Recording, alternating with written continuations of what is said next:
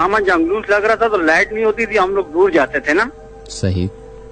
तो दूर जाते थे तो जो वालदा का वालिद नाना हमारा, तो उससे मेरे को बोला देख देर से नहीं जाओ और देर से नहीं आओ, फलानी जगह सही नहीं है, तो डर जाओगे, ये शहर के तुम हो तो और ये देहात है और ऐसे नुकसान पाओगे। हमने बोला नहीं, तो हम लोग वो ड्रामा देखने निकल गए काफी दूर।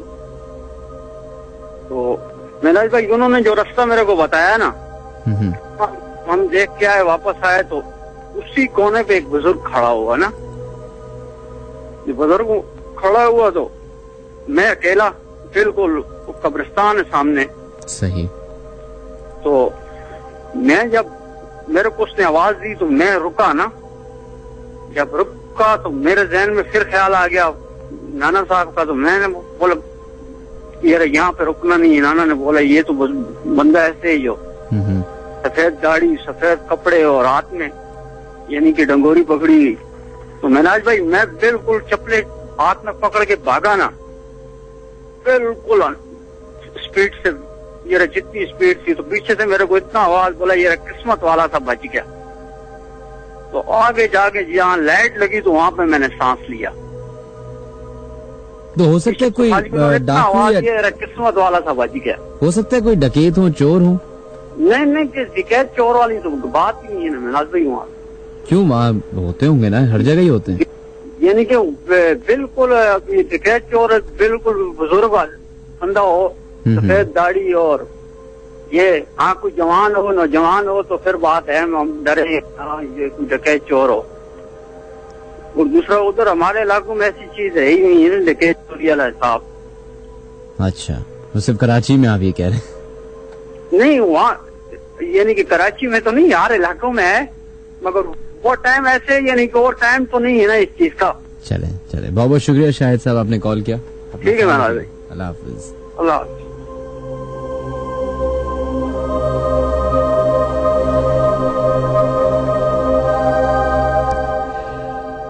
फेसबुक की तरफ बढ़ते हैं जनाब, और जो फेसबुक पे सबसे पहला वाकया हमसे शेयर किया वो है बिलाल। उनका कुछ वाकया यूं है, वो कहते हैं अस्सलाम वालेकुम मिनहाज भाई, I am Bilal from Karachi PIV colony. मेरा वाकया लाहौर का है। मैं पिछले समर वेकेशंस में अपने दादा के घर लाहौर चला गया। हम सब कजन शाम में खेतों में जाकर क्रिकेट खेलते थे और हर रोज मगरिब से पहले घर आ जाया करते थे।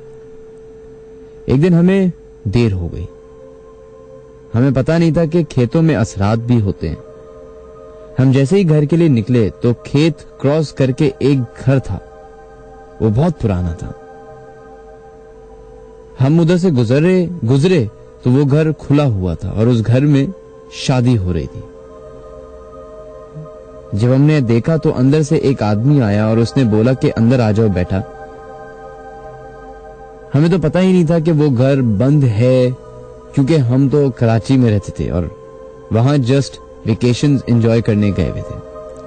फिर उस आदमी ने हमें अंदर बुलाया और वहां बहुत खूबसूरत दुल्हन और दूल्हा बैठे हुए थे। उन्होंने हमारे लिए मुख्तलिफ खाने लाकर रख दिए। हम 6 कजन थे। हम पहले तो घबरा गए, लेकिन जब उस आदमी ने हमारे दादा का नाम बोला कि वो मेरे दादा के दोस्त हैं, तो हमने वहां खाना खा लिया। फिर हम घर आ गए। हमने घर आकर बताया कि अपने दादा को कि हमारे साथ इस तरह का वाकया पेश आया। तो घर वाले बहुत परेशान हो गए और बताया कि वो घर तो 6-7 साल से बंद पड़ा है। वो कहते हैं कसम से मिनहाज भाई, सारे कजन्स को पूरे 1 महीने तक बुखार रहा। कहते हैं इस वाकये को जरूर शामिल कीजिएगा। It's a real true story.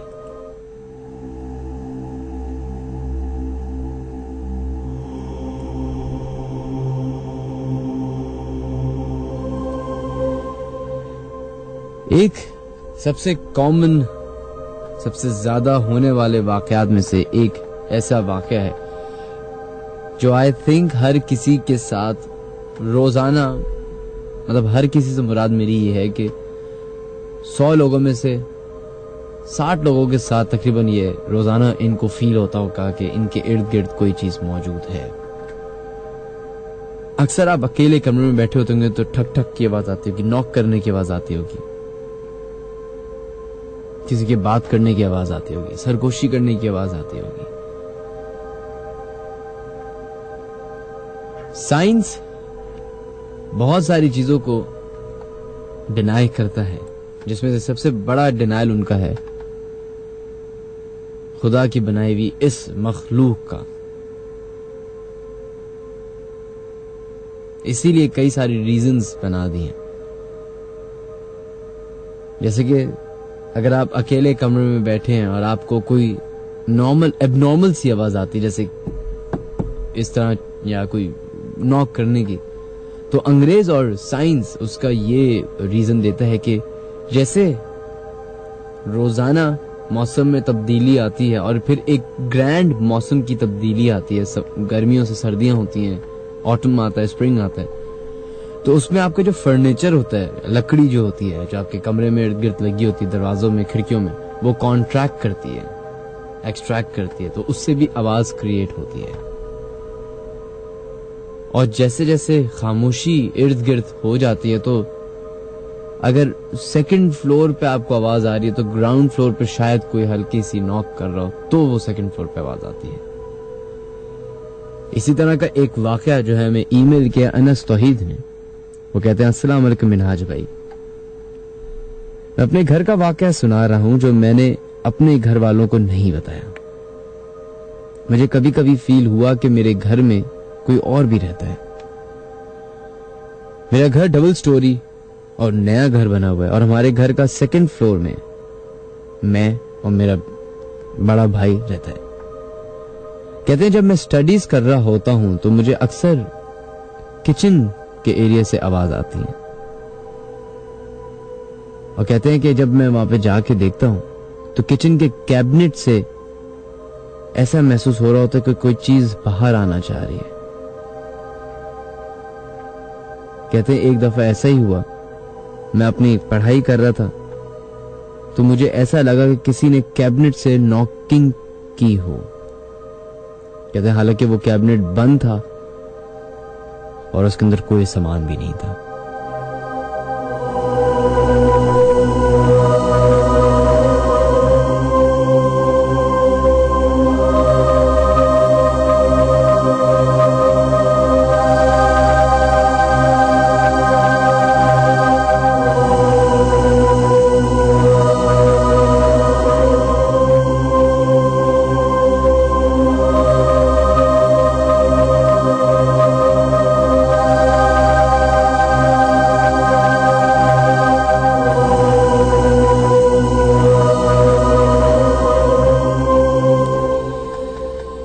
चलो जनाब बढ़ते हैं अपने नेक्स्ट कॉलर की तरफ, और इन कॉलर को लेने के बाद हम फेसबुक और 1313 पे जो लोग अपने मैसेजेस भेज रहे हैं उनके नाम शामिल करने की कोशिश करेंगे।